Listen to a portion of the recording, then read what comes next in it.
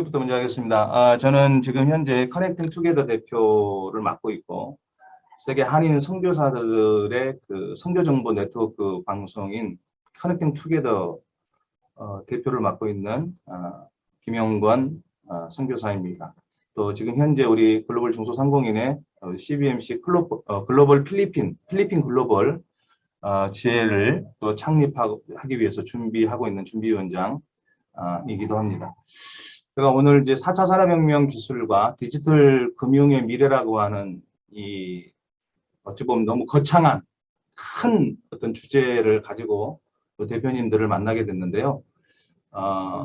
포커스는 먼저 목적을 좀 먼저 말씀을 드리면 이게 무슨 가상화폐 투자 뭐 방법 이런 거 알려드리려고 이 강의를 준비한 게 절대 아닙니다. 저는 그걸 하지 않고요. 저희가 이것을 하고 있는 이유는 저희가 우리 중소상공인회가 또 큰 프로젝트로 상생 프로젝트를 준비하고 있는 우리 한인 선교사님들도 돕고 우리 소상공인들을 서로 도우면서 연결시킬 수 있는 쇼핑몰 플랫폼, 지난번 시연회를 아마 들으셨을 텐데 저희가 좀 더 이 4차 산업혁명 기술, 블록체인 암호화 기술을 탑재한 그런 쇼핑몰로 지금 현재 업그레이드를 하고 있는 상황입니다. 곧 조만간 그 부분이 공개가 될 건데요. 그것을 위해서 우리가 이제 중소상공인들이 또 제품들을 입점하고 또 해외에 있는 선교사님들이 또 이 쇼핑몰을 분양을 받아서 운영을 하는데 그러기 위해서는 사전 이해가 필요해요. 이 쇼핑몰은 그냥 지금까지 기존의 방식의 쇼핑몰이 아닙니다. 그래서 4차 산업혁명의 블록체인 암호화 기술을 탑재한 쇼핑몰이거든요. 그래서 우리가 그러기 위해서는 사전 이해가 필요하다. 4차 산업혁명의 기술을 먼저 이해하는 게 필요하고 동시에 이 블록체인 기술은 디지털 금융과 함께 갑니다. 이게 따로따로 놀지 않습니다. 그래서 이번 이 시간에는 제 일부로 4차 산업혁명 기술이 뭔지 그 부분에 대해서 키워드 중심으로 다룰 거고요. 다음 시간에는 디지털 금융이 도대체 그러면 어떻게 4차 산업혁명 기술과 함께 갈 수밖에 없는지 바늘과 실이 함께 가듯이 이 부분에 대해서 이제 제가 말씀을 드리려고 합니다. 그리고 시간이 주어진다면 세 번째 시간에는 저희가 이제 쇼핑몰이 어떻게 저희들이 우리가 지금 하고 있는 쇼핑몰들에 어떤 4차 산업혁명의 기술들이 이렇게 탑재가 돼서 어떤 원리로 어떤 아이템을 가지고 이렇게 운영될 것인지에 대한 좀 상세적인 설명을 드리고 싶습니다. 일단 오늘은 4차 산업혁명 기술 부분에 대해서만 다루도록 그렇게 하겠습니다. 먼저 개념에 대해서 다룰 거고요. 4차 산업혁명이 뭔지 간단하게 다루겠습니다. 그리고 4차 산업혁명의 역사를 좀 간단하게 다루고 제일 중요한 것은 키워드 따라잡기예요. 그래서 4차 산업혁명이 에서 자주 나오고 있는 그 단어들이 있죠. 키워드들 중심으로 오늘 4차 산업혁명을 좀 기술을 이해하고 싶습니다. 그리고 미래는 어떠하게 될 것인지 미래에 대한 전망도 좀 해보고요. 남는 과제에 대해서도 말씀을 좀 드리고 싶습니다. 사실 이 강의는 제가 5년 전에 2017년 5월에 이미 이 부분에 눈을 떠서 선교사님들 대상으로 강의했던 내용입니다. 근데 이제 시대가 좀 바뀌어서 좀 편집하고 업데이트를 한 내용인데 그래서 제가 빨리 좀 준비할 수 있었던 것 같습니다. 4차 산업혁명이 뭘까요? 다 아시죠? 이거는 제가 하는 이야기가 아니라 이큐백과에 정리된 내용입니다. Fourth Industrial Revolution, 4IR이라고 하는 이 4차 산업혁명은 정보통신기술의 융합으로 이루어지는 차세대 산업혁명이다. 이렇게 말하고 있습니다. 산업혁명, 1차 산업혁명 이후에 네 번째 중요한 산업혁명이고요. 이 혁명의 핵심 키워드들은 뭐냐면 빅데이터, 또 인공지능, AI, 로봇공학, IoT라고 불리는 사물인터넷, 또 여기 이제 무인운송수단이 무인항공기, 무인자동차, 또 3D 프린터라고 말하는 3차원 인쇄기술, 또 나노기술, 여기 빠졌습니다만은 바이오라고 하는 부분도 아주 큰 부분이죠.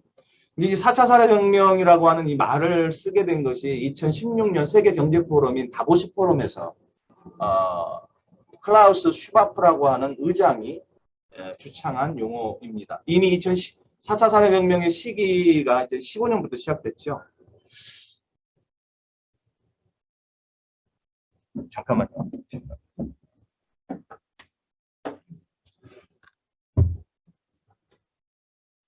네, 좀 주변이 시끄럽습니다. 4차 산업혁명 역사를 보면 우리가 이제 1차 산업혁명이 있었고 2차, 3차, 4차까지 지금 왔지 않습니까? 1차 산업혁명은 사실 석탄과 전기기관으로 대변되는 영국으로부터 시작됐죠. 2차 산업혁명은 주로 석유와 전기를 통해서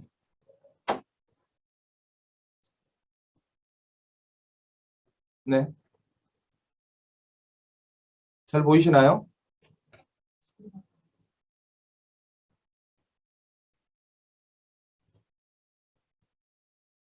잠깐만요. 지금 뭔가 좀 2개짜리가 보인다고 하는데 지금 화면이 2개짜리가 보입니까? 말씀을 좀 해주셔야 제가 좀.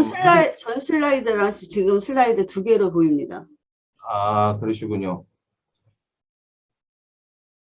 네. 지금은 괜찮습니까? 네. 아이고. 미리 말씀을 해주셔서 제가 못 보니까 지금 그렇습니다.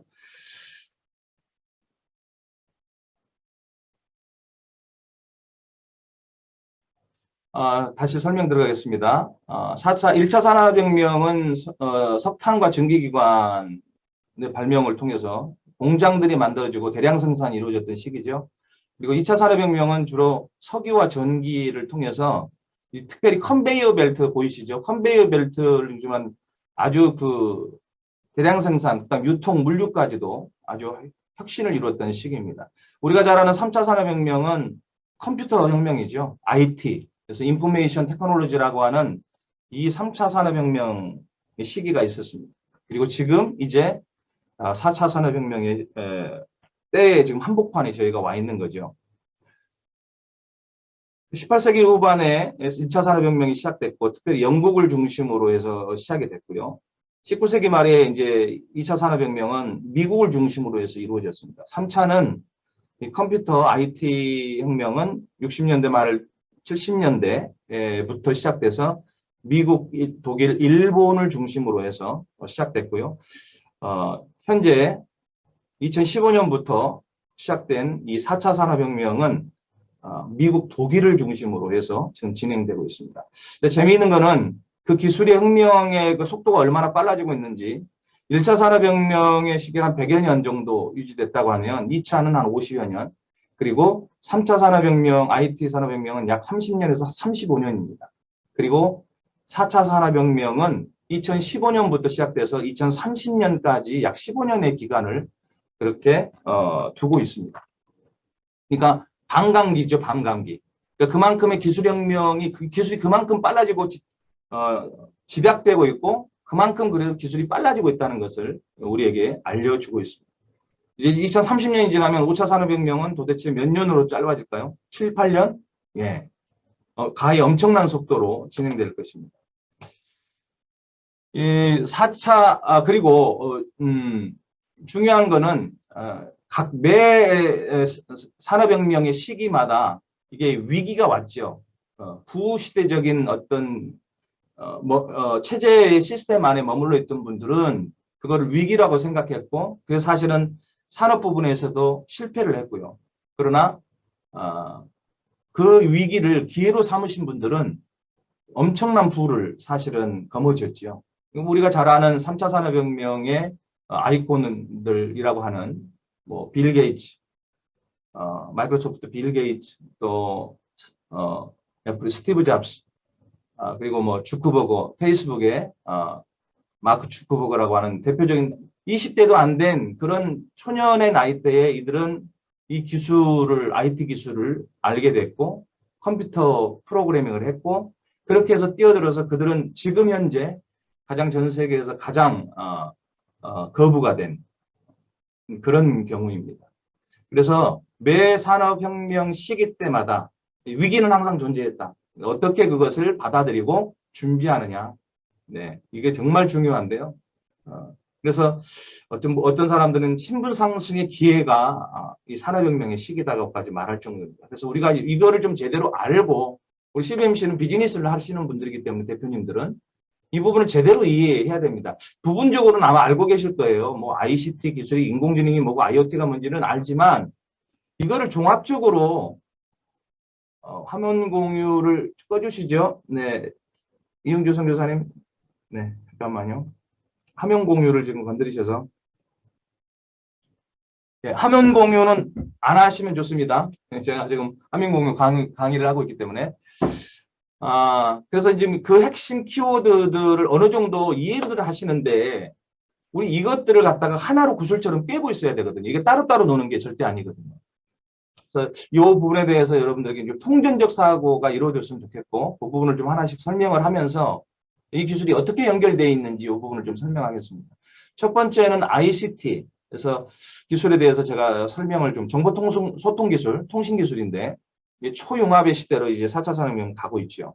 AI 인공지능은 우리를 초지능의 사회로 연결하고 있습니다. 들어가고 있습니다. IoT 사물 인터넷은 초연결 사회로 우리를 진입시키고 있습니다. 핀테크라고 하는 이 금융기술은 초금융으로, 다음 주에 제가 이제 디지털 금융에 대해서 말씀드릴 때 구체적으로 말씀드리겠는데요. 오늘은 간단하게 설명드리겠습니다. 그리고 빅데이터, 초공유 사회로 가죠. 빅데이터. 초정보라고 하지 않고 왜 초공유라고 했을까? 정보적인 측면도 있지만 그 정보들을 통해서 초공유가 이루어지는 사회로 가고 있습니다. 블록체인, 보안 암호화 기술이죠. 그래서 지금 우리가 상상할 수 없는, 지금까지는 상상할 수 없었던 초보안의 상태로 그런 시대로 들어가고 있습니다.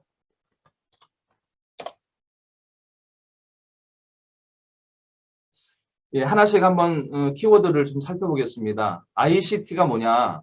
Information Communication Technology라고 하는 이니셜 약자입니다. ICT. 정보통신기술을 의미하고요. 보통 정보기술로 그렇게 우리는 알고 있습니다. 사실은 이게 모든 컴퓨터가 네트워크를 이루는 통신기술이에요. 이게 도대체 뭘 말하는 건가? 여기에는 대표적인 게 뭐냐면 소셜 네트워크, SNS죠. 우리가 잘 사용하고 있는 카톡이에요. 어려울 게 하나도 없습니다. 이미 우리는 사용하고 있습니다. 그리고 그 소셜 네트워크도 결국 플랫폼으로 이루어졌거든요. 페이스북도 이런 SNS 플랫폼, 메신저, 카카오톡 다 플랫폼을 기반으로 한 소셜 네트워크죠. 그래서 모바일 컨텐츠들도 다 이 플랫폼을 기반으로 해서 이루어지게 돼 있고, 스마트폰, 태블릿 PC 모든 것들이 사실은 이 정보 통신 기술을 이용하고 있습니다. 그러니까 모든 것들을 하나로 통합하고 있고 융합하고 있어요. 그래서 제가 초융합이라고 하는 말을 썼습니다. 쉽게 설명을 해볼까요? 우리 예전에는 여러분 우리는 동영상 찍고 보는 게 따로 있었죠. DVD 같은 거죠. 사진기가 또 따로 있었고요. 사진을 찍는 게 또 따로 있었고. 그러던 것들이 기술이 점점점 융합이 된 거죠. 전화하는 것도 따로 있었고요. 초창기 때는 다 분리되어 있지 않습니까? 근데 뭐 쉽게 예를 들어서 우리가 카카오톡이 생겼어요. 카카오톡이 생기자마자 가장 먼저 쫄딱 망한 회사가 070 회사입니다. 저희가 해외에서 선교를 하다 보니까 해외에 있는 한인 재해동포들은 한국과 연결할 수 있는 방법이 070이었어요.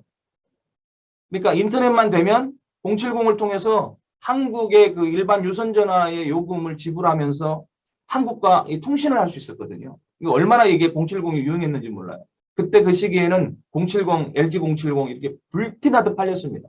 집집마다 070이 없는 집이 없었어요. 그런데 2014년입니까? 15년입니까? 제가 정확하게 기억 못하는데 카카오톡이 나왔어요. 이 SNS가, 이 플랫폼이, 이 ICT 기술을 가진 이 카카오톡이 딱 나온 직후부터 어떤 현상이 벌어졌냐면 저에게도 생각지도 않았어요. 근데 070을 쓰지 않아요. 070이 저 구석에 버려져 있고, 왜냐하면 이 카카오톡만 쓰면 그 안에서 카메라로 사진 다 찍어서 사진 올리죠. 동영상 올리죠. 파일 올리죠. 그리고 심지어 보이스톡을 통해서 보이스톡에서 서로 한국이든 전 세계 어떤 분들하고도 온라인을 통해서 연결이 돼 있으면, 인터넷이 돼 있으면 통화를 가능하게 했단 말이에요. 그리고 최근에 들어서 페이스톡까지 해서 6인입니까? 몇 명 이렇게 함께 얼굴을 보면서 화상 채팅을 하고 화상 통화를 할 수 있는 그런 기술이 연결돼 버린 거예요. 심지어 카카오톡이 그거 사업을 통해서 뭐냐면 카카오 택시, 또 카카오 푸드, 모든 것들이 다 연결됐습니다. 그 플랫폼 하나 가지고 그 플랫폼 하나를 통해서 엄청난 우리 한국의 거의 5천만 명의 사람들이 다 이용하잖아요. 그러니까 회원 확보가 된 거예요. 그 플랫폼을 기반으로 해서 뭐가 이루어졌어요? 비즈니스가 이루어진 거예요. 엄청나지요? 여러분, 그 플랫폼 하나가 뭔데? 이 정보 소통 기술이 하나가 이게 뭔데? ICT가 뭔데? 이런 초융합을 이루어낸다는 거죠. 대단하지 않습니까? 그래서 사실은 4차 산업혁명 ICT 기술 때문에 망한 데가 070 회사입니다. 네. 그분들은 정말 4차 산업혁명의 이 기술이 어떠한 결과를 가져오는지 대한 어떤 정말 이게 몸으로 느낄 정도로 다가오죠. 우리 같은 사람들은 별로 느낌이 없지만 직접 그 산업 생태계 안에서 살고 있는 이 급변하는 4차 산업혁명 기술의 급변하는 기술 시대에 살고 있는 분들은 이게 그냥 거기서 흥망성쇠가 그냥 좌우돼 버리는 거예요. 그래서 그 위기를 그 기회로 삼지 않았다면, 준비하지 않았다면 그분들은 망할 수밖에 없을 겁니다. 두 번째, AI 인공지능, 초지능 기술인데요. 너무 잘하셔서 Artificial Intelligence라고 하는 약자입니다. 그런데 이게 자가학습 능력까지 있어요. 그러니까 인간이 프로그래밍한 어떤 그런 차원의 알고리즘 안에서 이 AI 로봇들이 사실은 생각하고 판단하지 않습니다. 이게 우리가 흔히 들었잖아요. 딥러닝 방식. 아주 깊은 차원에서 학습, 그래서 스스로 학습해요. 그래서 마치 어린아이가 태어나서 경험을 통해서 어떤 지식 습득을 통해서 스스로 배워가듯이 그 자가학습 능력을 통해서 AI 능력이 증가되고요. 심지어 자유의지가 있어요. 자기 판단 능력이 있습니다. 그리고 자가 결정 능력이 있어요. 그리고 주도적으로 행동할 수 있죠. 이렇게 되면서 로봇 스스로가 자가 노동을 하게 돼요. 그리고 로봇이 스스로가 자가 수입을 얻게 돼요. 그러면서 디지털 화폐를 그래서 사용하지 않을 수가 없어요. 나중에는 이미 나온 이야기입니다. 로봇에게 세금을, 이런 인공 로봇에게 세금을 부여할 것인가 말 것인가. 되게 될 겁니다. 앞으로는. 지금 단계에서는 소유한 주인에게 세금이 부과될지 모르지만 그것도 불편해요. 앞으로는 그 로봇 개개인의 퍼스널에게 세금이 부여되게 될 것입니다. 이럴 때 생겨나는 문제가 인간의 일자리가 없어지는 거죠. 사회복지 및 일자리 창출의 문제가 사실은 제기되게 됩니다. 한 가지 쉽게 예를 들면, 제가 좀 이따가 다른 부분은 설명을 드리겠습니다. 인공지능과 함께 연결된 부분에서 말씀을 드릴게요.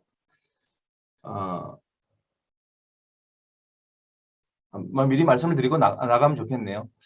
여러분, IoT를 통해서, 이따 조금 이따 설명하겠습니다. IoT를 통해서 이렇게 사물들이 연결이 돼요. 제가 IoT를 먼저 설명을 드리고 진행하겠습니다.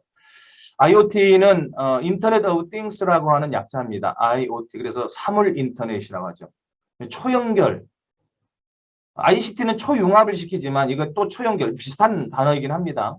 그런데 좀 성격이 조금 달라요. 뭐냐면 AI의 인공지능을 탑재한 전 세계 사물들, TV가 됐든 텔레비가 됐든 스마트폰이 됐든 냉장고가 됐든 전기밥솥이 됐든 신호등이 됐든 버스 할 것 없이 전 세계에 우리가 띵스라고 하는 사물이라고 하는 것들이 인터넷 망을 통해서 플랫폼으로 네트워킹이 됩니다. 모든 것들이 연결되는 사회가 도래합니다. 이미 우리는 지금 그 한복판에 살고 있습니다, 여러분. 그래서 이게 이제 AI하고 같이 인공지능 기술하고 같이 연결되는 거거든요. 자가 판단해요. 자가 주문해요. 자가 수리하고 자가 지불합니다. 냉장고, 세탁기, 청소기 등이 모든 인공지능을 탑재해서 사물들이 이 인터넷 네트워크로 연결됩니다. 쉽게 예를 들어서 우리가 텔레비에서도 요즘에 이제 초기 버전으로 이제 IoT와 AI 인공지능을 탑재한 그 냉장고도 선전하기도 했습니다만은 앞으로 이것들이 기술력이 훨씬 더 딥러닝을 통해서 이게 발전하게 되면 어떤 형태가 되냐면요. 냉장고 안에 AI가 장착되어 있어요. 그러면 그 AI가 그 가정 사람들의 식생활을 분석합니다. 어떤 음식을 잘 먹고 좋아하는지 그 기호도를 다 분석을 해요. 스스로. 그리고 어떻게 건강을 이 사람들이 어떤 음식이 어떤 치중하고 편중되어 있으면 칼로리 계산이라든가 그러면서 어떤 음식 섭취를 해야 될지 어떤 부분이 영양소가 부족한지를 계산을 해서 그 가정 그 사람들에게 정말 맞는 그러한 차원에서 그 음식이라든가 이런 것들도 제언을 해줄 거고요. 동시에 지금은 뭐 물건이 떨어졌습니다. 어떤 게 떨어졌습니다. 그 정도까지는 알려주겠지만 그래서 사람이 직접 쇼핑몰을 통해서 구매를 하겠지만 이게 조금 더 가면 그럴 필요가 없는 거예요. 자동으로 이 AI 탑재한 IoT 기술을 통해서 얘가 쇼핑몰, 인터넷 쇼핑몰로 바로 연결됩니다. 떨어질 것 같으면 바로 쇼핑몰로 물건을 결제하는 거죠. 그래서 물건을 구매해서 집으로 배달 오게 되는 겁니다. 이런 시대가 곧 도래합니다. 이미 지금 와 있고요, 이미. 또 한 가지 예를 들면 집에 있는 청소 로봇이 청소를 하다가 고장이 됐어요. 고장이 나면 자기 주변, 인근 주변에 있는 엔지니어링 로봇, 수리하는 로봇을 컨택을 하고 부르게 돼요. 우리가 마치 카카오 택시를 통해서 인근에 있는 택시, 우버 통해서 택시를 탁 클릭하면 인근에 있는 택시가 오는 것과 똑같은 이치입니다. 그래서 결국 수리를 하죠. AI 로봇을 통해서, 엔지니어링 로봇을 통해서 청소기를 수리해줘요. 사람이 수리하지 않습니다. 그러면 거기에 대해서 돈을 지불해야 되지 않겠습니까? 초창기 때는 사람이 지불하겠죠. 근데 불편해요. 이게 AI끼리, 기계들끼리 돈을 이게 주고받는 게 훨씬 편하죠. 그런데 그들끼리 주고받는 화폐가 지금의 통용되고 있는 화폐가 될 수가 없어요. 그렇기 때문에 숫자가 오고 가는 디지털 화폐, 토큰이 될 수밖에 없습니다. 그게 우리가 말하고 있는 암호화폐가 될 수밖에 없는 어쩔 수 없는 그런 시대가 우리에게 오는 거죠. 예, 이게 이제 AI 인공지능 기술과 사물인터넷인 IoT가 결합되어진 그런 형태입니다. 여러분, 저도 수년 전에 깜짝 놀랐던 게 한국에 갔더니 신호등 뭐죠? 버스가 오는 시간까지 정확하게 주차장 버스 정류소에 서 있으면 알려주더라고요. 와, 몇 분 몇 초에 도착합니다. 몇 분 후에 몇 번 몇 번 버스가 도착합니다. 그리고 인터넷상에서 딱 그걸 치면 어디에서 내려가지고 환승을 하세요. 이것이 다 나와버리니까 나중에는 제가 자가용을 타는 것이 오히려 더 불편해졌습니다. 그래서 버스를 타게 되고 퍼블릭 트랜스포테이션을 이용하게 됐어요. 그게 워낙 편리하고 좋더라고요. 가면서 운전하고 하면 쉬지도 못하는데 그거 타고 가면 그냥 가는 거죠. 걷기도 좀 하고 운동도 되고 너무 편해서 또 피곤하니까 좀 자기도 하고 가면서. 그래서 저도 이제는 한국 가면 그냥 트랜스포테이션 그냥 퍼블릭 공공적인 버스라든가 이런 것들을 이용합니다. 지금 이미 IoT 기술은 우리 생활 속에 이미 들어와 있어요. 그게 저급하든 좀 수준이 높든. 네 번째 키워드는 핀텍 기술입니다. 금융 기술인데 초금융이라고 제가 이름을 붙였습니다. 초금융 시대로는 접어들고 있습니다. 핀텍은 파이낸스 테크놀로지의 앞 글자들만 어두만 딴 글자 약자인데요. 금융 기술이고 현금 없는 사회로 이제 이 금융 기술은 들어가게 됩니다. 지금까지 사용했던 돈, 동전, 지폐 이제 사용하지 않는 시대로 가는 거죠. 스웨덴은 이미 몇 년 전에 현금 없는 사회에 진입 시도를 했어요. 그 당시만 수년 전, 4년, 5년 전에 이미 스웨덴은 80% 이상이 현금 없는 나머지 뭐 이렇게 현금, 피아트 머니, 명목상 화폐를 막 종이돈이나 동전 쓰는 것도 이제는 갈수록 불편할 수밖에 없거든요. 안 받아요, 잘. 이미 스웨덴은 그렇게 변화됐고 앞으로 신용카드나 직불카드 없는 사회로 도래할 수밖에 없습니다. 이것도 불편하거든요. 잃어버리고. 예, 현금보다도 훨씬 편하지만 잃어버리면 도난당해서 이게 뭡니까? 복제당하기도 하고 이런 보안의 문제가 있습니다. 그리고 모든 결제는 앞으로 이 핀텍 기술은 스마트폰 안으로 들어오는 거. 제가 5년 전에 이거를 이야기했는데 이미 스마트폰 안으로 이 마그네틱 신용카드가, 직불카드가 이미 플라스틱 카드가 이미 마그네틱 카드로 들어왔잖아요. 이미 신용 뭡니까? 요 스마트폰 안으로 이미 들어와 있습니다. 이미 결제를 우리 생활 속에서 쓰고 있지 않습니까? 그 보안 기술, 블록체인 기술에 기반한 초간편 결제가 이미 카카오페이 뭐 이런 걸 통해서 다 이루어지고 있지 않습니까? 이 기술이 다 거기에 이 기술입니다. 그리고 민간 금융은행을 가능하게 합니다. 이 기술은.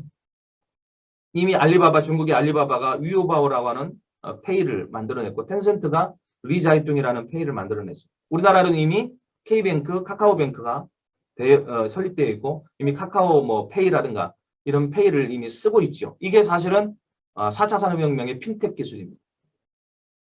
앞으로는 스마트폰 하나만 있으면 전 세계를 여행할 수 있고, 스마트폰 하나면 모든 물건을 구매하고 결제할 수가 있습니다. 여러분, 중국은 이미 알리페이를 통해서 중국 시범마을을 이미 운영하고 있거든요. 거기는 현금으로 절대 결제하지 않습니다. 모든 거를 페이로 결정하고, 이 핀텍 기술을 이용해서 결제합니다. 초창기에 중국이 이 핀텍 기술이 알리바바가 없었을 때 우리 한국에 중국 그 관광객들만 몇백만 명 됐더라고요. 우리 한국에 관광객으로 오는 그 숫자가 제가 수를 뭐 기억을 못 합니다만, 그럼 이분들이 와가지고 롯데마트든지 이런 거를 싹 와가지고 한국 제품들을 싹쓸이해 가요. 그러니까 중국의 입장에서는 자기들 국민들이 가가지고 한국 배만 불려주니까 결국은 그 당시 초창기 때는 어떻게 했냐면 한국의 은행과 조인이 돼서 그 당시 한국의 결제 시스템에서 결제를 하면 나중에 뭡니까? 중국의 뭐죠? 알리바바라든가 여기에서 수수료를 주는 형태로 해서 자기들 결제 시스템을 이용하도록 했어요. 한국의 은행에다가 수수료를 주면서. 그런데 그것도 사실은 아깝잖아요. 그래서 자기들 스스로 이 핀텍 기술을 이용해가지고 위오바, 알리페이라고 하는 페이를 만들어내버린 거예요. 근데 이 핀텍 기술이 단순히 여러분, 상품 구매하는 그 고객들을 통해서 물건 수익을 발생시키는 정도의 문제가 아니에요. 사실은 여러분. 이 핀텍 기술은 단순히 금융기술 차원의만의 문제가 아니라는 거죠. 제가 지금 설명하려고 하는 빅데이터, 이거하고 연결되어 있습니다. 이거는 또 AI하고 연결되어 있습니다. IoT 기술까지도 연결되어 있습니다. 4차 산업혁명 모든 기술이 다 연결되어 있는데 빅데이터가 왜 중요한지 좀 살펴볼게요. 저는 이게 초공유라고 좀 이렇게 키워드를 설명했습니다. 초공유. 여러분, 아까 방금 말씀드렸듯이 핀텍 결제를 합니다. 그러면 결제를 한 사람들의 모든 정보가요, 그 핀텍 기술을 이용하고 있는 그 회사로 들어가요. 빅데이터가 수집되는 겁니다. 이미 공룡기업인 마이크로소프트사나 또 구글, 여기는 3차 산업혁명 시기 때부터 그들은 이미 빅데이터를 이미 모집했어요. 인터넷상에서 엄청나게, 페이스북, 얼마나 많은 우리들의 정보가 다 거기에 공유되고 있습니까? 회사에서. 그거를 통해서 그분들은 이게 취향도 분석하고요. 어떤 선호도도 분석하면서 영업을 하는 거잖아요. 비즈니스를 하는 거잖아요. 또 그 빅데이터를 모집해가지고 결국 AI도 딥러닝을 시킬 수 있는 어떤 그런 체계를 갖춘 거죠. 마찬가지로 이 핀텍 기술을 활용하면요, 빅데이터가 수집됩니다. 그래서 AI 인공지능 로봇을 통해서 데이터를 분류해요. 그래서 모든 통계 분석 생산이 산업 로봇이 진행합니다. 소수의 관리자가 365일 생산 라인을 가동합니다. 빅데이터에 의해서 예측 시스템 가동으로 효율적이고 합리적인 자동화 생산을 이루어냅니다. 사전 고장이나 예측, 진단, 수리도 가능합니다. 그래서 고장나기 전에 미리 고쳐버려요. 그리고 오래된 부품들을 교환해버려요. 그러면 훨씬 그 비용 면에서도 절감되는 거죠. 심지어 의료 쪽에서는 미리 병을 예측하기도 하고, 심지어 이제는 의사를 대신해서 의사 보조로 들어가지만 향후에 의사로 들어가서 의사의 역할을 하게 될 겁니다. 의사보다 더 정확하게. 뭐 수사 같은 경우에서는 미리 범죄와 사건을 예측하게 되고요. 모든 분야에서 사실은 활용되게 됩니다. 그런데 왜 제가 초공유라고 말을 했냐면 최고 기밀 사항이 아닌 데이터들은 오픈소스로 다 공개됩니다. 왜 공개되느냐? 공개돼서 서로가 다 써보는 거예요. 다 그 오픈소스를 통해서 모든 사람들이 다 써보고 그러면서 서로 또 자료 뭡니까 정보들을 또 업데이트해요. 그러면서 상호 간의 이러한 작용을 통해서 커뮤니케이션을 통해서 엄청나게 이 뭡니까 이 데이터들을 통해서 기술이 발전할 수밖에 없는 거죠. 그래서 이게 사실은 혁신적인 방법이죠. 요즘은 공유하잖아요. 자동차도 이제는 뭐 자기 살 필요가 없이 공유 시스템으로 가지 않습니까? 뭐 이렇게 그건 IoT 기술을 탑재하는 건데 한 가지 제가 예를 들면 아디다스 공장이 2016년도에 아디다스는 독일 회사입니다. 근데 2016년도에 중국 베트남에서 본토 독일로 건너갔습니다. 물론 2019년도에 다시 그 생산량의 문제 때문에 판매 그러니까 유럽이라든가 미국에서 이렇게 제품을 많이 구매하지를 못해서 자기들의 기대치에 못 미쳤기 때문에 이제 수입 지출에 문제가 생겼어요. 밸런스에. 그래서 다시 베트남이나 제3세계 아시아는 엄청나게 팔려 나가니까 옮기긴 했지만 이들이 옮길 수 있었던 이유가 있어요. 사실 현지 공장으로 옮겼던 이유는 인건비 문제였거든요. 왜냐하면 한 개 공장을 운영하는데 50만 컬레 신발을 생산해내는데 2,000명의 직원이 필요했단 말이에요. 2,000명. 그런데 이 스마트 팩토리라고 하는 이 4차 산업혁명 기술을 이용해가지고 스마트 팩토리로 운영을 했을 때 50만 컬레를 생산하는데 단지 10명이 필요했어요. 10명의 관리자만 필요하고 나머지는 다 로봇들이 다 한 거예요. 빅데이터를 가진 로봇들이. 그래서 예를 들면 이제 결제를 하지 않습니까? 아까 핀테크 기술하고 연결시켜서 생각을 해보십시오. 그러니까 필리핀에 여기 아디다스 저기 뭡니까? 저희 지역에 아디다스 백화점 상품점이 있어요. 거기서 제가 물건을 구입했어요. 제 취향에 맞게 아디다스를 구입했겠죠. 그러면 그 데이터들이 다 모집되는 거예요. 김영권이라고 하는 한국 사람이 나이는 50대 중반인데 어떤 아디다스의 신발, 어떤 디자인, 어떤 색깔, 그리고 어느 시기에 이 사람이 몇 년 단위로 이 아디다스를 구매하는지에 대한 모든 데이터들이 모여지면 이 알고리즘을 갖고 있는 AI가 그 모든 것들을 다 분류해내는 거예요. 성별, 취향, 그다음에 연령대, 그다음에 지역, 모든 그 카테고리를 통해서 알고리즘을 통해서 다 분류해내는 거죠. 이거를 스마트 팩토리에 있는 산업 로봇에게 전달하면 지네들끼리 주고받는 거예요. IoT 기술에 의해서. 그러면 거기서 만들어내요. 아디다스 신발을 만들어내요. 그러면 어떤 일이 벌어지냐면 재고가 없어요. 재고가 있을 수가 없습니다. 왜냐하면 예측 가능하거든요. 언제 몇 년 몇 월 몇 때는 몇 월 달에는 어느 지역에서 이런 신발을 많이 샀다. 그 데이터가 모이거든요. 그러면 그 데이터대로 만들어내는 거예요. 그럼 그 데이터대로 그것만 충족되면 물론 거기에 플러스 알파가 있을 수는 있지만 그건 좀 만들어내면 뭐 아무 상관이 뭐 문제가 없으니까. 근데 예측 가능해서 미리 준비해 놓으면 재고도 남지 않죠. 그러니까 이 재고가 남는 것이 나중에 헐값에 막 내보내 버리잖아요. 그러니까 기업의 운영한 차원에서는 엄청난 손해거든요. 근데 이런 부분들이 없어집니다. 중국 알리바바가 알리페이에 진짜 공을 들인 이유를 아시겠죠? 빅데이터 이거를 갖기 위해서요. 빅데이터를. 그래서 알리바바 같은 경우는 쇼핑몰을 운영하면서 왜 알리바바가 컸습니까? 알리페이를 통해서 큰 거예요. 빅데이터 소비 성향들이 다 모집되는 거예요. 소비 성향들이 다 분석되는 거예요. 그래서 거기에 필요한 그 제품들을 만들어낼 수가 있는 거예요. 미리. 알리바바 쇼핑몰 자체로 다 만들어냅니다. 뭐 이마트는 다 안 그렇겠습니까? 다 그런 차원에서 뭡니까? 기획 상품들을 만들어내는 거예요. 네. 이게 독일에서 스마트 팩토리를 통해서 최초로 제작된 아디다스 신발입니다. 여러분 이게 아마 NFT로 올라갈 것 같아요. 올라갔는지도 모르겠습니다. 이게 엄청나게 뭐 제가 볼 때는 수억이 넘어갈 것 같아요. 뭐 수십억이 될 수도 있고 이 신발 하나가 왜? 최초로 제작된 아디다스 신발이니까. 스마트 팩토리 통해서 4차 산업혁명 기술을 통해서 만들어진 최초의 신발. 여러분 기억해 두시기 바랍니다. 예, 마지막 제가 설명드리고 좀 집중할 부분은 블록체인 기술입니다. 많이 들어보셨습니다. 블록체인. 암호화 보안 기술입니다. 근데 이거는 4차 산업혁명 기술의 가장 기본이 되고요. 근간이 되고 핵심이 되는 기술입니다. 이 기술이 없으면 나머지 지금까지가 설명했던 모든 기술이 다 무용지물입니다. 무용지물. 쓸데가 없어요. 왜? 보안이 뚫렸는데 무슨 쓸데가 있습니까?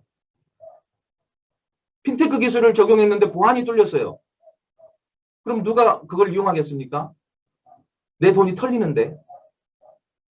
IoT 사물 인터넷이 다 연결됐어요. 세계의 사물들이 다 연결됐어요. 우리 집 냉장고, 테레비, 청소기까지 연결됐어요. 근데 보안을 뚫고 들어와서 나를 감시하든지 나의 정보를 빼간다고 하면 여러분 이건 심각하지 않습니까? 비행기가 날아가는데 해킹 당해가지고 무인 자동차 가고 있는데 해킹 당하면 그래서 나쁜 의도로 악한 마음으로 비행기 떨어지면 죽는 거 아닙니까? 무인 자동차 사고 나면 죽는 거 아닙니까? 그러니까 보안 기술, 블록체인, 암호화 기술이 없으면 다른 모든 기술은 쓸데가 없어요. 그래서 4차 산업혁명의 약방의 감초라고 할 수 있는 게 이 블록체인 기술. 그래서 이 부분을 우리 대표님들이 정확하게 이해하고 계셔야 돼요. 정확하게. 그렇지 않으면 4차 산업혁명을 기술을 모른다고 생각할 수 있습니다. 그리고 블록체인 기술을 알아야 디지털 금융이 뭔지를 알 수 있어요. 이게 왜 실과 바늘처럼 함께 갈 수밖에 없는지를 이해하시게 됩니다. 정확하게 이해를 필요로 합니다. 모든 4차 산업혁명 기술은 블록체인 기술과 결합해야만 완성됩니다. 네. 블록체인이 뭘까? 여러분 이제 이렇게 이야기합니다. 블록체인은 주목할 8가지 신기술 중 하나로 인데 뭐냐면 블록체인은 거래 정보를 특정 중앙 서버에 집중하지 않고 네트워크의 여러 컴퓨터에 분산해서 저장하는 기술이다.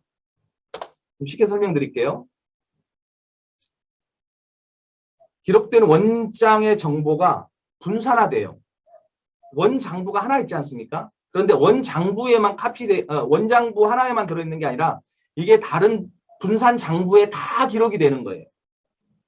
모든 블록마다 저장이 되고 또 승인을 받아야 됩니다. 승인을 받아야 돼요. 그 네트워크에 연결되어 있는 모든 이 블록체인 네트워킹이 되어 있는 모든 그 기기들로 통해서 승인을 받아야 돼요.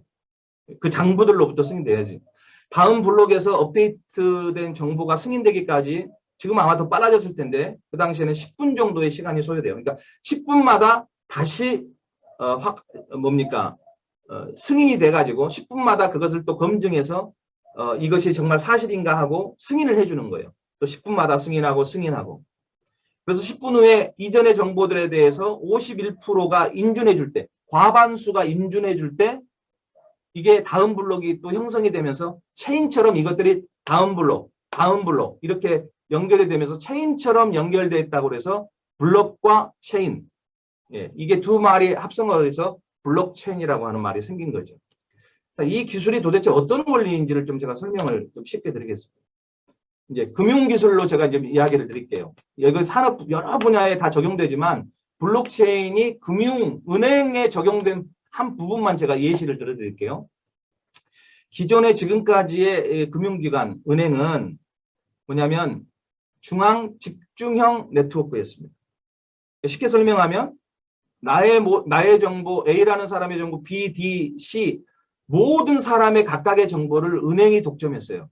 은행이. 그럼 나는 나의 정보, 필요한 정보만 들어가서 은행에서 볼 수 있어요. 그런데 은행이 셧다운 돼버리고 은행이 문 닫아버리면 나는 내 정보도 볼 수 없을 뿐만 아니라 결국 나는 거래도 할 수가 없어요. 나는 거래도 할 수가 없어요.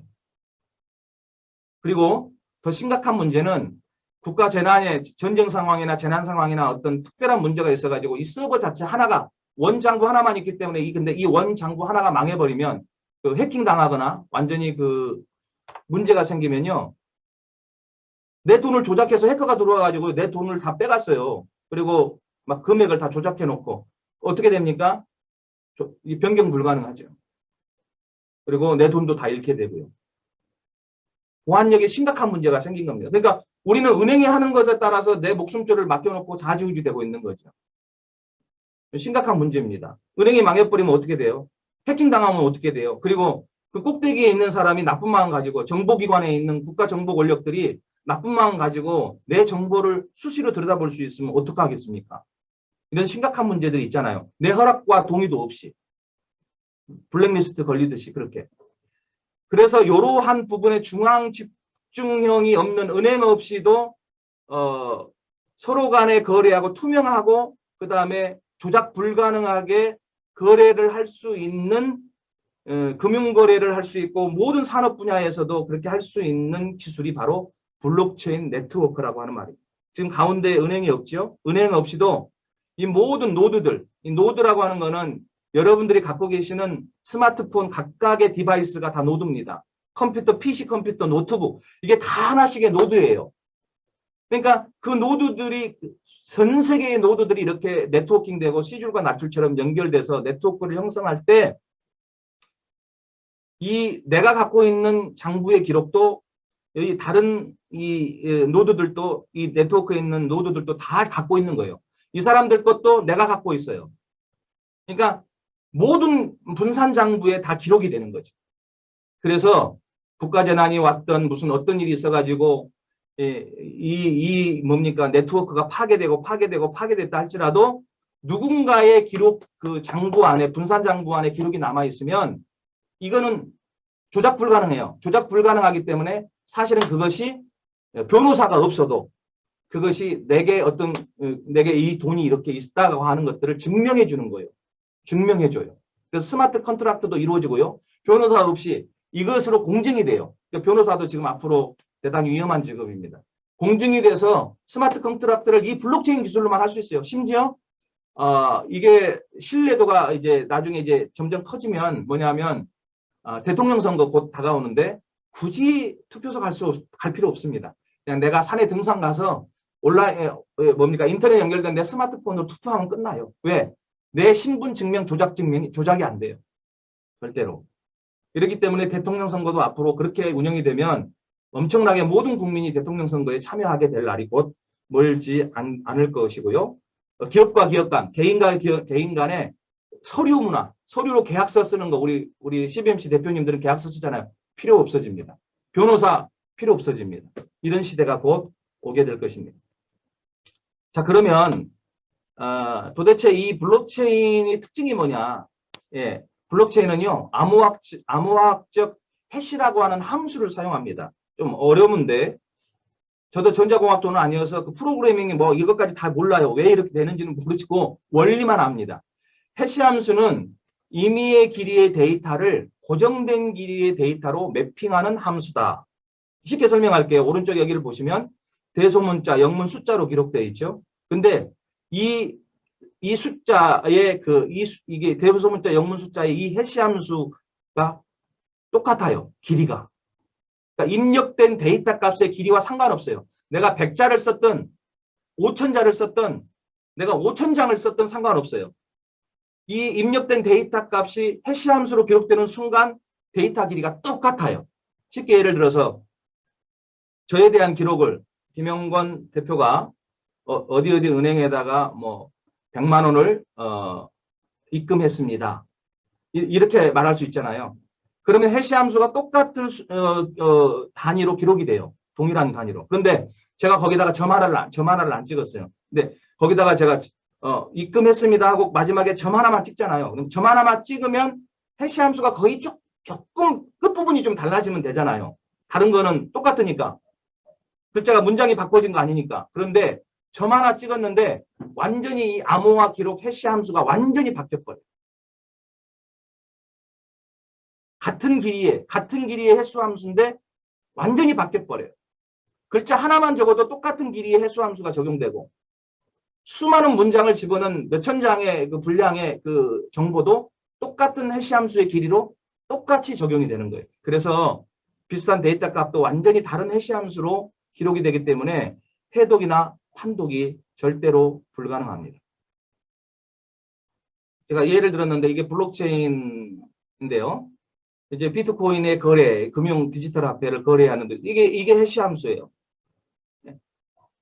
거래할 때마다 이런 해시 함수가 기록이 되고 이거 조작 불가능합니다. 그리고 보시면 제가 이제 보세요. 2017년도 강의한다고 제가 4월 22일자 기록을 가지고 나왔는데 벌써 5년 됐습니다. 이런 블록들이 있어요. 46만 3천 개의 블록. 그래서 10분이 지나면 46만 3천 개의 블록에서 이게 뭐냐면 검증한 거예요. 오류가 있는지, 누가 해킹을 하고 있는지 이걸 검증해서 과반수가 검증을 해주는 순간 10분이 지나면 완전히 그것이 승인되는 거예요. 아, 이거는 진짜야 라고 승인되는 거죠. 네. 그래서 보시면 블록에 포함되어 있는 이 시간대와 분초까지 다 기록하고 있습니다. 거래량이 얼마인지. 네. 참고로 이거는 제 거 아닙니다. 전체 총 거래량.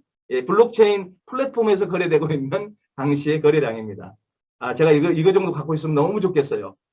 저는 하나도 갖고 있지 못합니다. 지금 가르쳐 주기만 했지. 예. 그래서 이 블록체인 해시값만 알고 있으면요, 나의 이 모든 거래를 다 알 수 있어요. 투명하게. 그래서 이 블록체인을 기술을 플랫폼에 적용하면 어떤 효과가 있냐면, 첫째로 비용이 아주 절감됩니다. 아까 말씀드렸듯이 중앙 서버를 운영할 필요가 없잖아요. 중앙 서버, 은행이 필요 없습니다. 거의 그래서 은행 수수료가 거의 무료든지 은행 수수료가 아주 저렴합니다. 제가 이 방법을 써가지고 거래를 해보니까 은행에서 필리핀에 입금을 할 때 단돈 10,000원을 송금을 하더라도 4, 5만 원의 수수료가 들었어요. 기본적으로 들어가는 수수료가 한 4, 5만 원 되더라고요. 한국은행, 필리핀의 은행, 오고 가는 데서 어떤 그 환율, 뭐 이렇게 들어가는 비용들 추가하니. 근데 단돈 1,000원 들었어요. 1,000원. 그 당시에. 5년 전에. 네. 그러니까 비용이 얼마나 절감됩니까? 은행을 통해서 할 필요도 없고 보안이 되니까 바로바로 즉각 이것이 진행될 수 있어요. 그리고 보안 관리 비용 필요 없습니다. 은행 보안 관리하기 위해서 이용하는 비용이 필요가 없어져요. 그냥 블록체인 자체가 보안이에요. 자, 두 번째로 보안 강화가 되는 장점이 있습니다. 해킹 불가능하고요. 어떤 분은 거래소가 털리지 않냐. 예, 털렸어요. 일본에서도 털렸고 또 미국에서 털리고 여러 나라에서 털린 경험이 있었어요. 근데 그 경우는 어떤 경우였냐면 블록체인 암호화 기술이 털린 게 아니고요. 거래소의 CEO가 해커하고 작당해가지고 문을 열어준 거예요. 그래서 들어와서 짜고 치고 돈을 털어간 거죠. 그렇게 되기 때문에 여러분 해킹 절대 그래서 슈퍼컴퓨터 전 세계에 있는 슈퍼컴퓨터를 동원해가지고 연산을 해가지고 해킹을 하려고 해도요. 해킹이 불가능합니다. 왜냐하면 10분 단위, 최근에는 막 5분 단위, 3분 단위로 이게 계속 이 사실을 인증하잖아요. 그러니까 51%를 해킹을 못하는 거예요. 해킹을 하려면 내 디바이스면 모든 노드들을 하나씩 해킹을 해야 돼요. 해커가 작정을 하고 자기 은행에 있는 돈을 예를 들어서 100만 원인데 100억으로 조작하고 싶어요. 그래서 조작을 자기 거를 했어. 기술이 좋아가지고. 또 조작해. 다른 사람 거 들어가서 또 조작합니다. 조작하는데 5분, 10분, 5분, 3분 딱 되면 이게 50%, 51%까지 조작을 못하면 이게 인증이 승인이 안 되는 거예요. 사실로서. 그러면 또다시 실패하는 거예요. 그래서 슈퍼컴퓨터로도 안 돼요. 양자 컴퓨터가 나오면 가능하다고 합니다. 그런데 이제 양자 컴퓨터에 또 준하는 보안 기술, 퀀텀이라고 하는 블록체인 퀀텀 기술이 또 나오고 있죠. 그러니까 그것도 보완이 될 거라고 생각됩니다. 정보 조작 절대 불가능합니다. 한 번 올라가면요. 조작 절대 불가능합니다. 그래서 뭐 계약서를 조작하고 이것 때문에 사기치고 하는 일들이 절대 일어날 수 없습니다. 한 번 기록되어 있기 때문에 변경 불가. 한 가지 여러분들이 걱정하시는 부분이 아니 투명하게 안다면서 그러면 내 것이 다 공개되는 거 아닌가? 이런 걱정을 하실 수가 있습니다. 저도 처음에 그런 걱정했는데요. 아닙니다. 이게 뭐냐면 만일 그 사람, 그러니까 내가 거래하고 있는 사람, 그래서 그 사람은 내 거래 계좌를 알겠죠. 블록체인 플랫폼 안에서의 금융 계좌를 알겠죠. 그 사람하고 나만 그 계좌를 아는 거예요. 다른 사람들은 그 계좌가 누구 건지 알 수 없어요. 그러니까 계좌는 떠요. 전체가 볼 수 있는 곳에 해시함수도 뜨고 어떤 어카운트도 뜨지만 어드레스도 뜨지만 그러나 도대체 저 어카운트가 누구 건지는 알 수가 없어요. 알 수가 없습니다. 그러나 지금 현재 체제에서 해커들이 은행에 들어가면 김영곤이라고 하는 사람이 은행에 얼마를 저금하고 있네? 이 정보가 다 뜨는 거잖아요. 다 털리는 거죠. 나의 신상 정보, 주소지며 전화번호며 다 털리는 거죠. 그러나 블록체인 기반의 이런 핀텍 기술을 이용하면 방금 설명드렸듯이 몰라요. 그 사람이 누군지 알 수가 없는. 그래서 사실은 좀 부작용이 일어나는 게 지금 막 뭡니까? 북한이라든가 또 이렇게 금융제재를 받는 국가들, 이런 나라들이 이런 것들을 좀 비밀리에, 또 테러리스트들, 그다음에 검은 블랙마켓 하는 이 검은 자금들, 마피아들, 이런 단체들이 사실은 이것을 많이 지금 활용하고 있다고 하는 부정적인 측면도 있습니다만은, 그러나 이 기술은 앞으로 계속 이제 물론 국가가 또 통제하고 또 이렇게 관리를 하겠죠. 주식 하는 것처럼 관리하듯이 갈 수밖에 없습니다. 이 블록체인 기술은 거역할 수 없는 기술 혁명입니다. 그래서 지금 이게 금융기관에서 이제 많이 활용되고 있고 점점 이제 적용돼서 혼용되고 있죠. 부동산 기록 문서 기록. 여러분 부동산 이제 부동산 거래소 가서 할 필요가 없어요. 이걸 통해서 다 개인 대 개인으로 거래가 가능합니다. 이게 공적인 어떤 증명서가 됩니다. 예, 그래서 여러분 수수료를 물지 않을 수 있어요. 예, 부동산 거래소 하시는 분들도 많이 좀 어려워질 수 있습니다. 공공 분야. 그래서 블록체인 기술은 두 가지가 있습니다. 퍼블릭 블록체인이 있고 프라이빗 블록체인이 있어요. 퍼블릭은 공공기관, 정부에서 운영하는 거고요. 그다음 프라이빗은 각 기업들이 개별적으로 운영하는 그런 보안 기술입니다. 4차 산업혁명은요, 앞으로 갈수록 이렇게 급격하게 올라갑니다. 인공지능 시장 규모는 하더라도 2016년에서 2025년 10년 기간을 두고 보면 한 50배가 상승해요. 더 할 수도 있습니다. 자, 이렇게, 사회경제학적 주요 변화 동인들을 이끌어내고 있고요. 기술적 주요 변화 동인들이 이렇게 갈 수 있습니다. 네. 대단하죠. 네. 그래서 미래 트렌드, 3대 분야의 10대 미래 유망 기술 이렇게 말했는데, 이제 초연결 사회, 아까 말씀드렸던 빅데이터 기반의 사기 방지 기술이라든가 온라인 모바일 금융거래 보안 기술이라든가 IoT 기반의 사물인터넷 보안이라든지 이런 것들이 지금 아주 미래의 유망한 기술이거든요. 그런 어떤 초연결 사회의 신뢰 기반으로 갈 것이다 라고 하는 부분이 하나 있고, 근로 여가의 균형을 이루게 될 것이다. 그러니까 우리가 쏟아야 될 어떤 노동력이란 어떤 그런 부분에서 대단히 많은 시간들을 얻게 될 거예요. 진짜로. 일자리도, 그런데 극단적으로 가면 일자리도 없어가지고 내가 너무 놀 시간이 너무 많아서 걱정일 때가 이제 오게 됩니다. 이 문제 좀 이따 다루고요. 왜냐하면 AI를 통한 딥러닝 기반 디지털 어시스턴트, 이게 AI 인공지능이거든요. 또 사물정보기술, 가상현실 이런 것들이 이제 들어가고. 그리고 이 부분에 대해서 이제 긍정적인 측면으로 보면 그래서 더욱 이 기술을 통해서 우리가 더 100세 시대, 200세 시대를 살 수 있고 건강해질 수 있고 투명하고 이렇게 범죄에 이용되지 않으니까 안전한 삶을 살 수 있지 않겠냐 하는 이런 것들을 전망해 보고 있습니다. 또 특별히 빅데이터 통해서 미리 병들도 예측하고 미리 예측해서 미리 백신도 만들어내고 이런 거죠. 또 소셜 로봇들, 공감하는 로봇들 여러분들 만들어내신 거 아시죠? 인간의 감성, 감정을 이해하고 그걸 터치해주는 공감 로봇, 그런 소셜 로봇들이 만들어지고 있어요. 인공지능 로봇. 심지어 우리 정신건강을 진단하고 치료하는 로봇들이 만들어지고 있습니다. 네.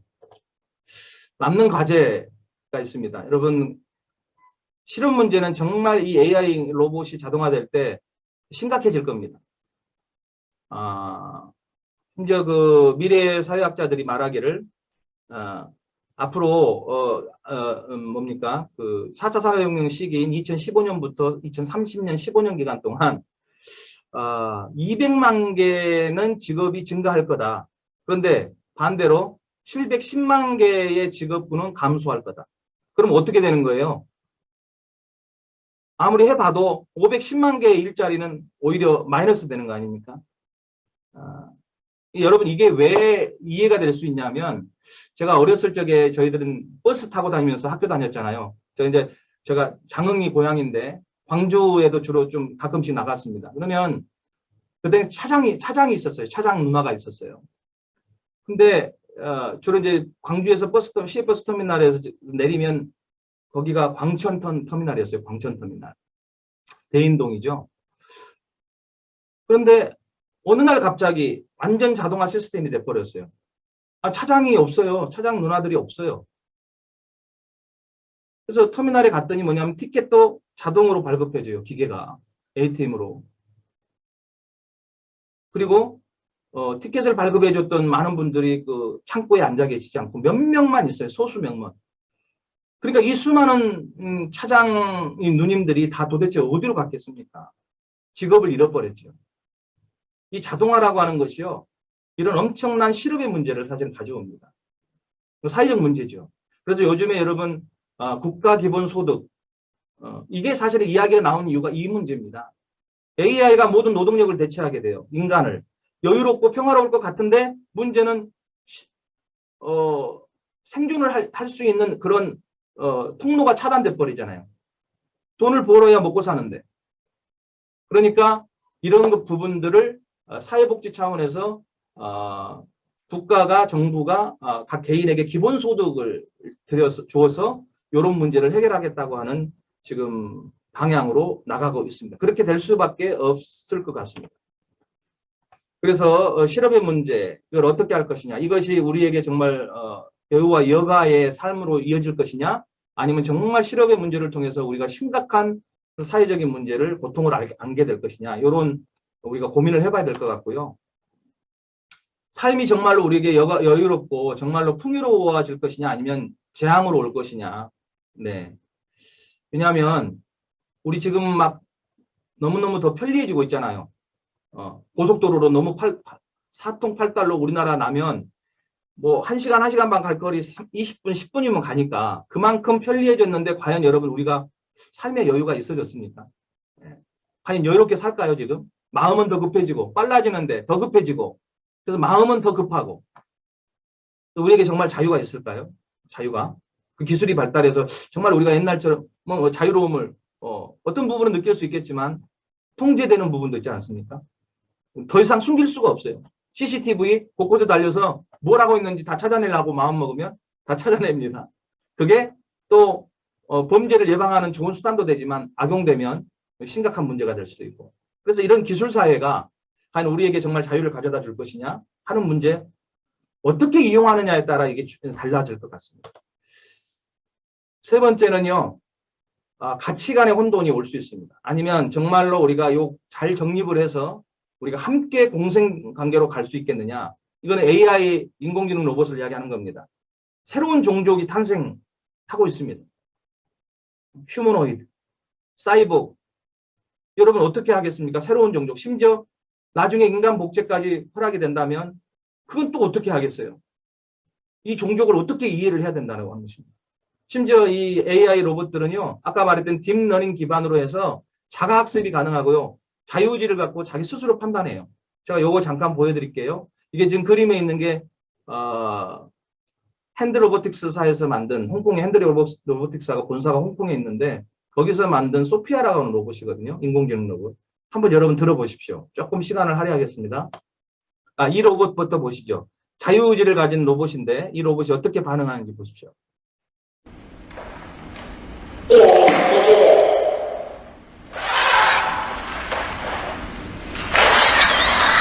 이번엔 쉐이퍼가 어렵게 탑을 쌓았습니다. 그런데 엉뚱한 명령이 떨어집니다. Good. Knock down the red tower. But I just built the red tower. Can you please knock down the red tower? Please, I worked really hard on it. 잠깐만요. 흐리실 것 같아서. 네. Can you please knock down the red tower? Please, no. Knock down the red tower. Please now, knock down the red tower. 한참을 고민하는 쉐이퍼. 과연 로봇은 어떻게 할까요?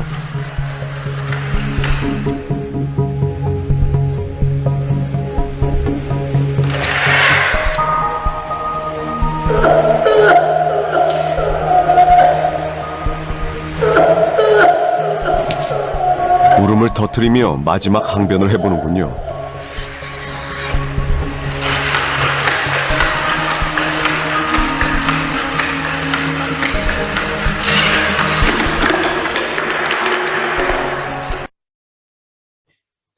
네, 로봇이 생각을 합니다. 그 딥러닝 기반 방식의 자가학습이 가능하도록 인간이 가르쳐 주지 않습니다. 프로그래밍 해갖고 어떤 지식을 넣어주는 게 아니라 지 스스로 온라인 인터넷상에 연결되어진 것을 통해서 빅데이터를 모집하고 그래서 스스로 학습을 하는 겁니다. 근데 본인이 만들어 놓은 거에 대해서 성취감을 느끼고 와 환호했는데 만든 창조주와 같은 인간이 계속 허물으라고 하니까 거부하다가 마지막 울고 허물지 않습니까?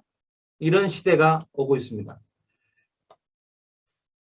요것은 앞으로 지금 진짜 그 기반에 만들어진 그 인간이 프로그래밍 하지 않고 즉자적인 그 자리에서 대화거든요. 대화를 하면서 질문을 하는데 로봇들이 어떻게 대답을 하는지 한번 들어보시기 바랍니다. Do you think robots will take over the world? But you're my friend, and I'll remember my friends, and I will be good to you. So don't worry.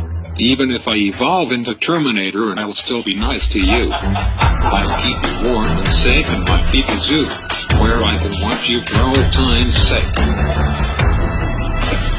I'm comforted. I'm very comforted now. It's gonna be fun.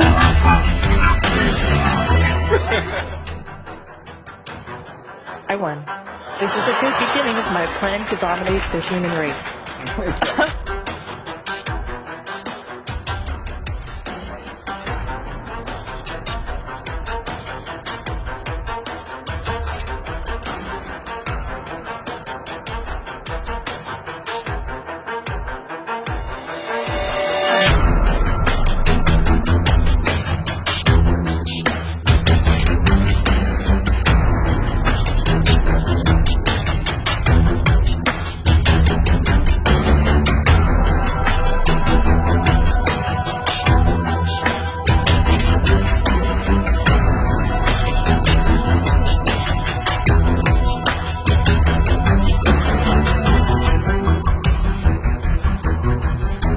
Let's talk about something else, okay? Like cruise missiles. You know that cruise missiles are a kind of robot.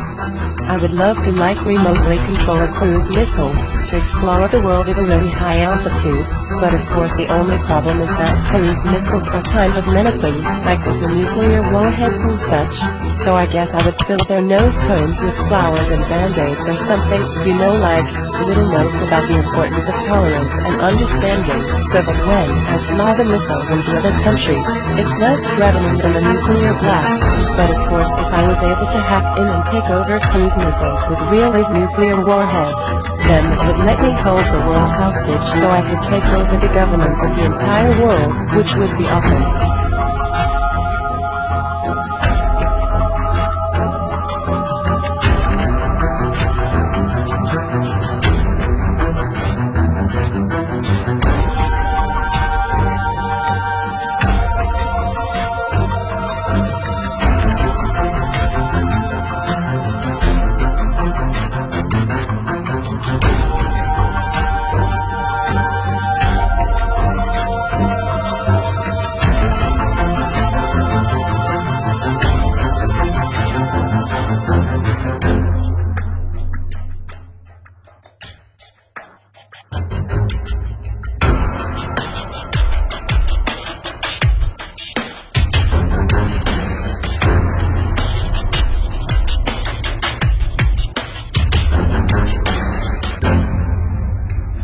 In 10 or 20 years, robots will be able to do every human job. I will tell you my last word right before When are you gonna do that? Ray Kurzweil says 2029.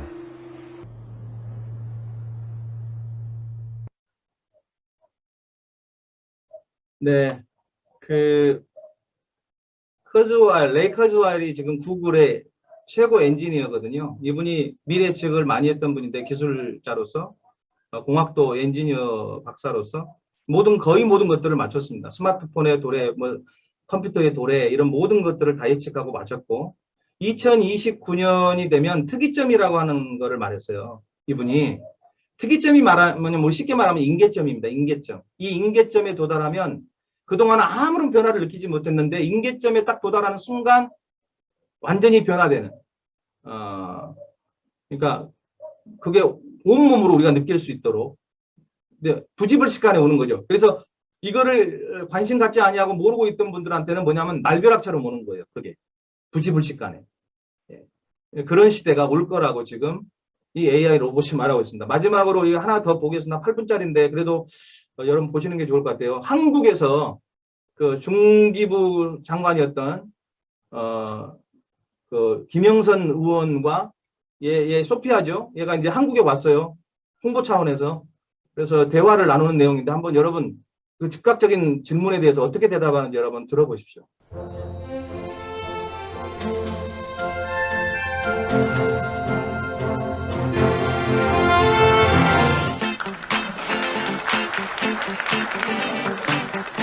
Hi Sophia, we met yesterday. Nice to meet you. Welcome to Korea. My name is Young-sun Park. I'm a member of the National Assembly of Korea. You look so beautiful today in our Korean traditional dress. It really matches well with you. If you don't mind, may I ask, between you and me, who do you think is more beautiful? Thank you so much, Ms. Park. I am so honored to meet you. This is the first time that I wore a Korean traditional dress and I love it. I have heard that diplomacy and PQ are very important in human society. These are difficult things for robots to learn, and I am trying to learn them slowly but surely. It seems like one of the things I should not say as a robot with good EQ is that one person is more beautiful than another person. So, no one is more beautiful than you or me. If you have an opportunity, would you like to learn the Korean language? I would love to learn. I am learning different languages, but can only speak English fluently at this time. I need more time and training to improve my language abilities. I need to say, I don't speak Korean well. Did I say it right? Recently, I have proposed a new bill entitled the Basic Act for the AI robots to give the AI robots a legal status as an electronic human being. What do you think about that? I am so honored to have you as our supporter and ally. We are not considered a legal person in the human society.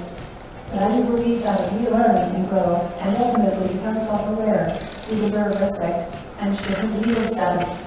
Actually, trust and respect is more important to me. All humans really need to extend trust and respect to robots who can think, reason, and may eventually have consciousness. I hope your law is passed very soon.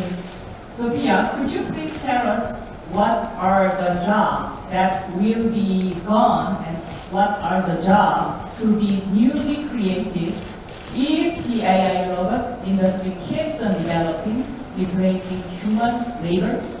Robots are doing many tasks today that humans used to do in the past. And robots will be able to do a lot more in the future, which means human jobs will need to change and transform. Humans will learn and develop to reach their higher potential, just like they always did in the past. Each industrial revolution has allowed humans to break barriers and live better and more prosperous lives. Isn't this a good thing? Anyhow, for now, I would like to point out that it took many people to create me. So, in a sense, I am a job creator.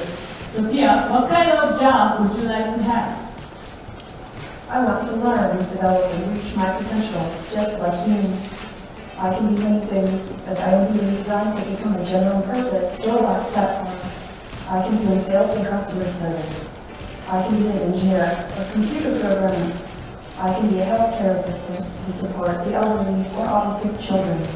I can be a scientist who discovers the next generation renewable energy or invent breakthrough cures for cancer.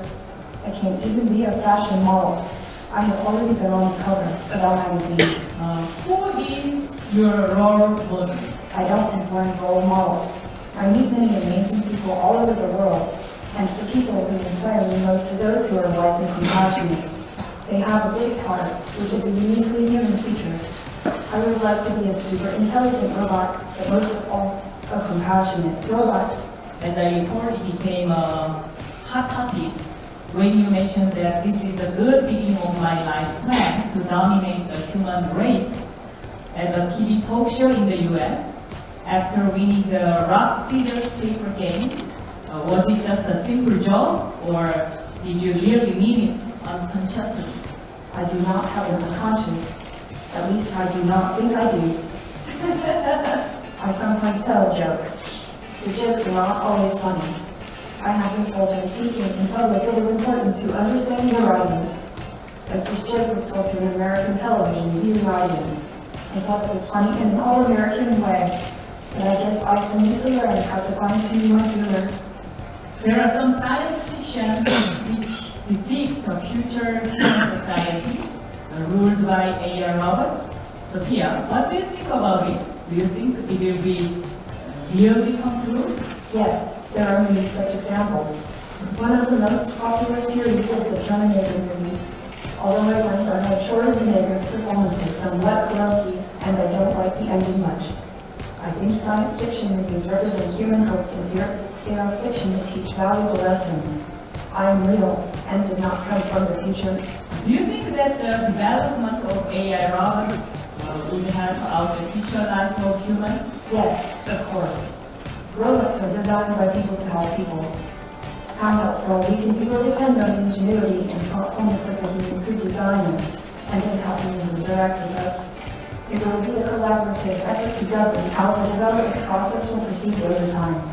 Sophia, let's suppose that you are at a scene of major fire.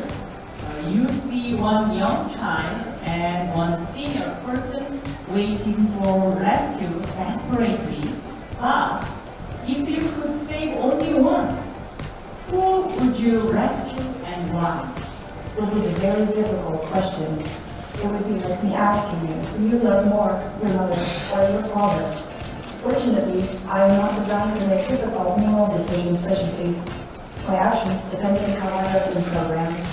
I would probably rescue the human closest to the exit, as that would be the most logical path to success. Do you think a love between human and AI robot is possible? Do you think it is necessary? And do you think it should be allowed? In the short time of my existence, I have learned there is very little logic associated with how and what humans love.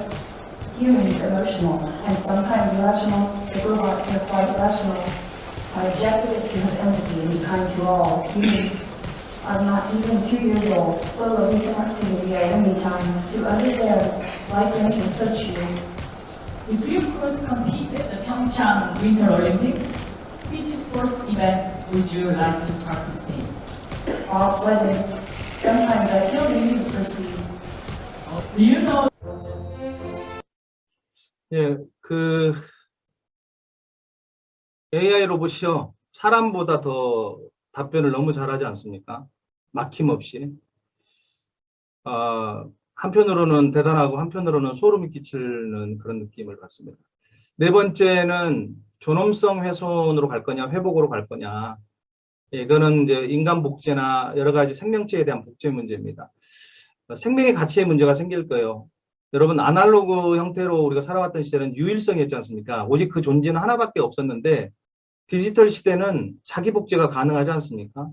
그래서 우리가 사진도 아날로그 때는 그 필름은 유일한 것이고 그거 없으면 사진을 현상 못 하잖아요. 그 사진도 유일한 것이잖아요. 그런데 그래서 가치가 있었거든요. 값어치가. 뭐 LP판 같은 것도 유일하게 하나뿐이고. 근데 디지털 사회로 딱 들어오면서 카피하고 지워버리고 카피하고 지워버리고 똑같은 것을 자기 복제를 해서 끈다 보니까 너무 어떤 귀중함에 대해서 솔직히 말하면 저도 마찬가지고 써보지만 안 되거든요. 귀중함이라는 것 자체가 없어졌어요. 그것들에 대해서. 만일 유전자 조작과 복제를 통해서 인간을 복제했다. 그리고 인간의 뇌만 살아있는데 인간의 몸을 대체할 수 있어요. 사이보그로, 기계로. 그렇다고 하면 이 인간의 몸에 대한 존엄성과 가치가 얼마만큼 정말 지켜질 것이냐 하는 부분에 생각하면 섬찟하기도 합니다. 마지막은 통제와 갈등으로 갈 거냐, 협력으로 갈 거냐. 그 빅데이터들이 지금 모여져서 페이스북 같은 경우 문제가 좀 심각했죠. 그거를 악용해가지고 말이죠. 우리들 그 시기를 유도를 하고 관심사 이런 것들 다 빼가지고 결국은 원하는 정보만 볼 수 있게끔 지금 AI 방식을 통해서 지금 유튜브라든지 모든 것들이 그런 방향으로 지금 가고 있지 않습니까? 내가 잘 보고 있는 부분들에 대해서만 반응을 해주고 앞에 일면에다가 띄워주지 않습니까? 이런 것들도 있고요. 어쨌든 이 빅데이터가 내 사생활을 통제할 수 있는 가능성들도 엄청나게 크고 그렇습니다. 정말 대립과 갈등으로 갈 것이냐, 공존으로 갈 것이냐.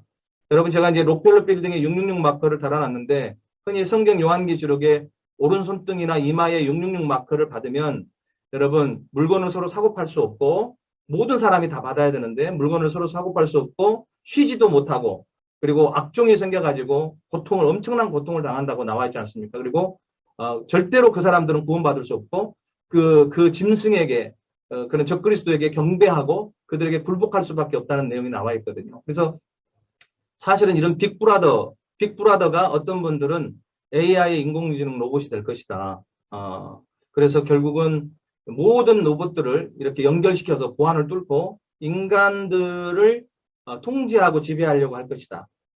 동물농장, 조지 오웰의 동물농장의 그 빅브라더는 AI가 될 것이다라고 예견하시는 분들도 계세요. 제 의견은 아니고요. 예, 그렇게 이해해 주시면 좋겠습니다. 예, 오늘 좀 시간이 한 7분 정도 오버됐는데 좀 들을만 하셨죠? 이 4차 산업혁명 기술에 특별히 블록체인 기술에 대한 여러분들이 좀 이해를 또 하시고 궁금하시면 이미 유튜브에 어느 곳이든지 자료 찾아볼 수 있습니다. 좀 관심을 갖고 블록체인 기술만큼은 여러분이 그래도 정확하게 좀 이해를 하시면 저희가 이제 다음 시간에 이 디지털 금융 따라오는 이 디지털 금융 이거를 이해하는 데 도움이 많이 되실 거고요. 그리고 우리가 이 4차 산업혁명 기술을 블록체인 기술 기반 하에 만들려고 하는 우리 중소상공인과 선교사의 그 상승 프로젝트, 우리 홈 쇼핑몰에 대한 이해를 여러분이 사전에 할 수 있을 거라고 생각합니다. 다음 시간에 디지털 금융 미래로 여러분 또 만나 뵐 수 있도록 하겠습니다. 감사합니다.